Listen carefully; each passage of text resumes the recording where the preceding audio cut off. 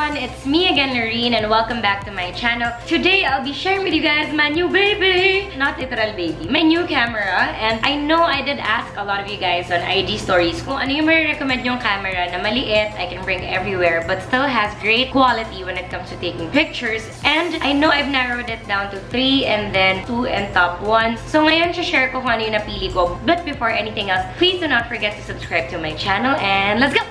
I know I did an old video about my vlogging and vlogging cameras before and you can watch it here.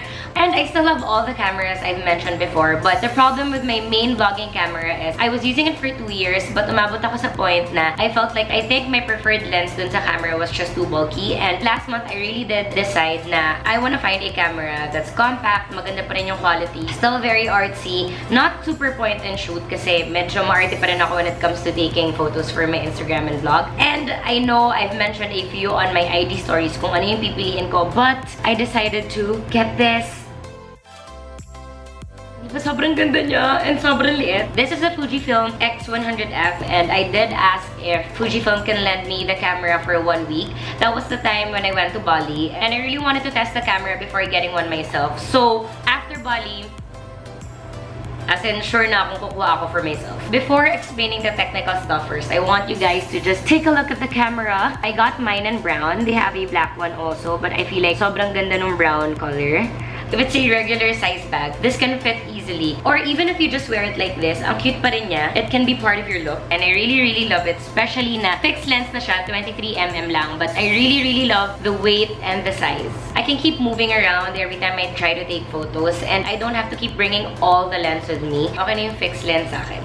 And this camera also has a digital converter, meaning may automatic cropping siya if ever you need to do tighter shots.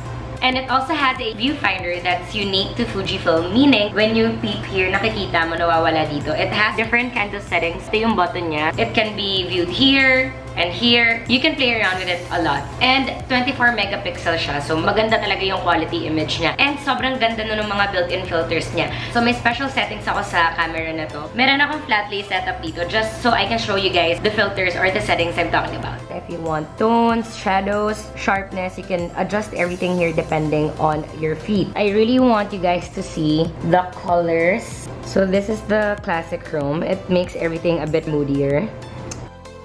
Now, if you want your picture to be more colorful, you can do vivid and then go again to the settings here. So you can play around with the color. +1, sharpness. Sobrang laki ng difference niya from the classic chrome before, which was a bit moodier. Vivid, all the colors are popping out. And then, if you want the photos to be a little bit softer, Astia Soft is actually my favorite for my feed. But, let's say, add tayo ng +2 colors dito para mag-pop pa rin yung color. And then, I'll just do this. And now for the settings I actually use for my photos. +1 sharpness and +1 color ako. But I really just use the standard because I still have a preset I use on Lightroom. Pero sobrang ganda na ng quality. Okay, so I have explained to you guys kung ano yung sinasabi ko about filters. Yun yung mga filters na gusto ko. And syempre, aside from the filters, I really love the quality of the images. Now, I want to share with you guys why I really love the image quality. I really love the aperture whenever I do have body shots. Sobrang hindi hassle magdala ng camera buong day when I'm traveling. Most of my recent Instagram pictures are all taken by my Fujifilm X100F. Now, I'm actually getting the hang of just using one hand when I fix the settings here kasi lahat ng mga settings nandito. And yung lens, sobrang small. It's like pancake lens. What's nice about this is if you want to feature everything on the photo and clear sila, kaya, i-half-click mo lang siya dun sa subject mo.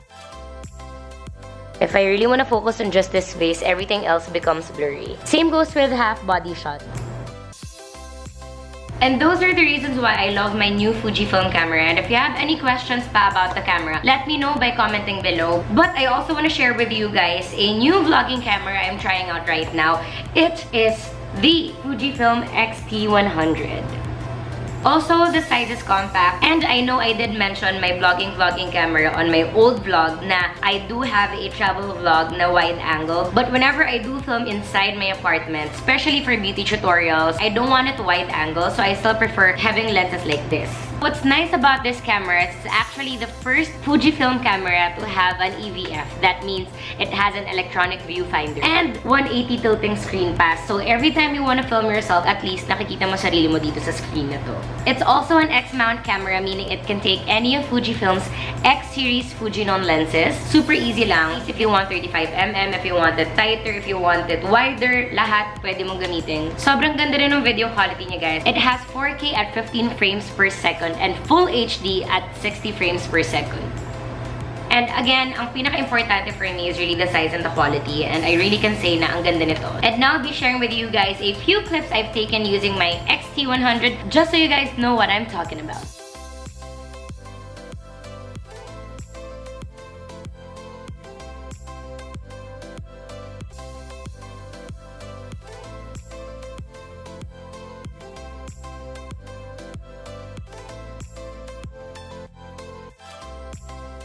And that is it for now. I really enjoyed sharing my new gadgets with you guys. And if you enjoyed this video, please give it a thumbs up. Don't forget to comment below and subscribe. Oh, and click the notification bell para at least every time I upload a new video, alam nyo na agad.